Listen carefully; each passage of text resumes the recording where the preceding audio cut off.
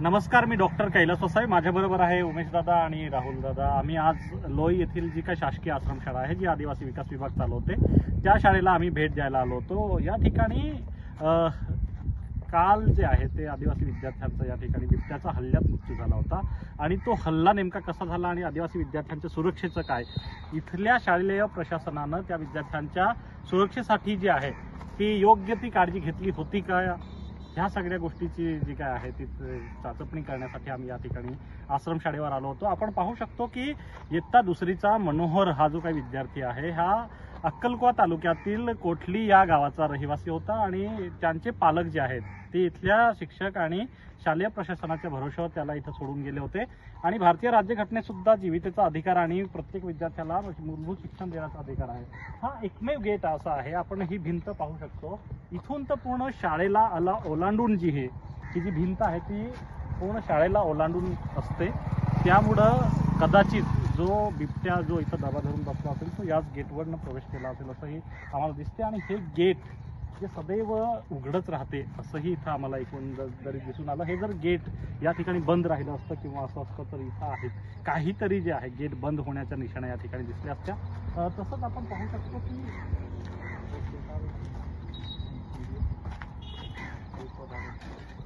साधारणतः 800च्या वर एकूण आश्रमीय मुलं एकूण जी मुलं आहेत ती या आश्रमशाळेत शिकतात आणि 500-550च्या आसपास मुलं जी आहेत ती या आश्रमशाळेत शिकतात.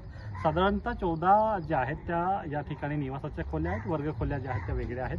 वर्गखोल्या ज्या आहेत त्या अतिशय सुंदर बांधलेल्या आहेत, परंतु तिथं मुलांना निवासाला का ठेवलं नाही हा मोठा प्रश्नच आहे.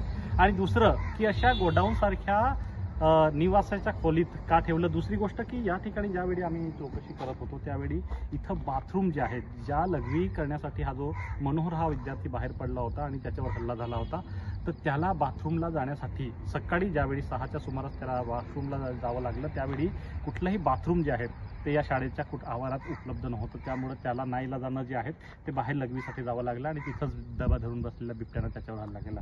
आपण शाळेची परिस्थिती पाहू शकतो. साधारणतः विस्तीर्ण अशा परिसरात ही शाळा आहे आणि ज्याच्या ज्या वर्गखोल्या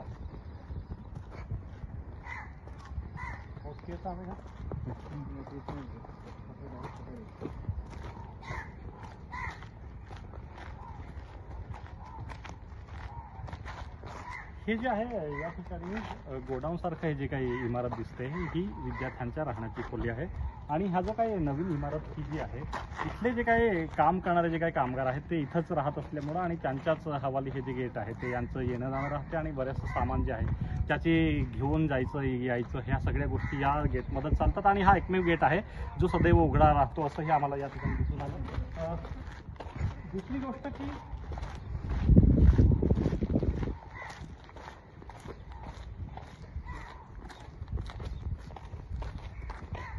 साधारणतः ह्या ज्या काही वर्गखोल्या आहेत या वर्गखोल्यात मुलं जी आहेत ती गोडाऊन सारख्या परिस्थितीत या ठिकाणी राहतात. आणि इथूनच जो मनोहर हा जो विद्यार्थी होता हा लघवीसाठी जो आहे तो या इथल्या खोलीतनं या ठिकाणी सकाळी जे आहेत ते 6च्या सुमारास या ठिकाणी गेला होता.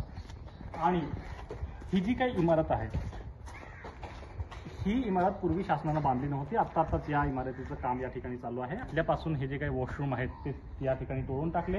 हे जे काही पत्रे उडालेले दिसत आहेत ते त्या ठिकाणी ही या ठिकाणी बाथरूम आणि टॉयलेटची सोय होती तेही या ठिकाणी ज्यावेळी बिल्डिंग बांधली त्यावेळी यांनी जी आहे ते तोडून टाकलेली आहे असं या ठिकाणी दिसलं. आणि त्यामुळं हा जो राहुल हा जो विद्यार्थी होता मनोहर ह्या मनोहरला या ठिकाणी तो जो काही पिंजरा दिसतो आहे त्या ठिकाणी दबा धरून बसलेल्या बिबट्यानं हल्ला केला आणि त्याचा या ठिकाणी मृत्यू झाला.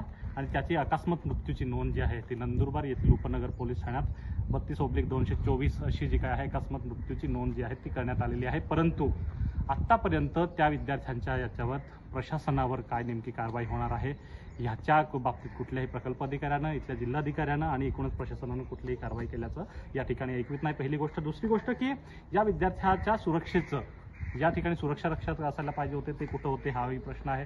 दुसरी गोष्ट की साधारणतः 25 ते 30च्या आसपास या ठिकाणी या आश्रमशाळेत कर्मचारी असताना ते निवासी फक्त 3 ते 4 कर्मचारी आहेत ते या शाळेत राहतात असंही आम्हाला या ठिकाणी सांगितलं. अशा वेळी बाथरूम नाही या पुरांना जायला, या ठिकाणी कर्मचारी नाही, सिक्युरिटी गार्ड नाही, गोडाऊन सारख्या राहणाऱ्या परिस्थितीत ज्यावेळी विद्यार्थी प्रांतविधी करण्यासाठी या ठिकाणी येतो त्यावेळी या ठिकाणी जो आहे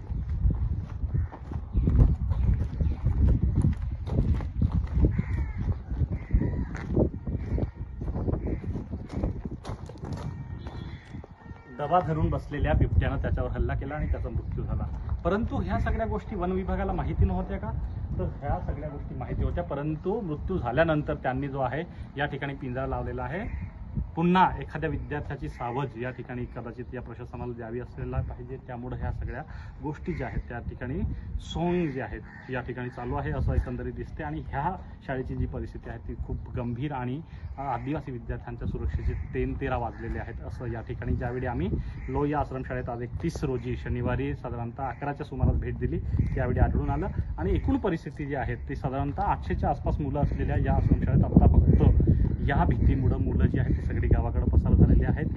या शाळेत फक्त गावातली काय 30-40 एवढी जी काही मुलं आहेत ती या ठिकाणी वर्गात आहेत, परंतु अध्ययनाचं काम इथं होत नाही आणि एकूणच भीतीचं वातावरण आहे. आणि अशा वेळी प्रशासन काय करते, आदिवासी विकास विभाग काय करते आणि एवढ्या मोठ्या ज्या काही बिल्डिंगा आदिवासी विद्यार्थ्यांच्या सुरक्षा पुरवण्यासाठी बांधलेल्या आहेत यांचं नेमकं काय? जर आदिवासी विद्यार्थी या सरकारकडे जर सुरक्षित राहत नसेल आणि जर हे प्रशासन झोपेचं सम घेत असेल तर मग आदिवासींच्या मृत्यूचं हे जे काय तांडव आहे याच्यावर सरकार फक्त ताडोबरचं लोणी खाणार का, हाच प्रश्न या निमित्त उपस्थित होतो. माझ्याबरोबर उमेश गावितदादा आहेत आणि राहुल गावितदादा आहेत आणि आम्ही यावेळी शाळेला भेट दिली त्यावेळी ही वास्तव परिस्थिती जी आहे ती आम्हाला आढळून आली.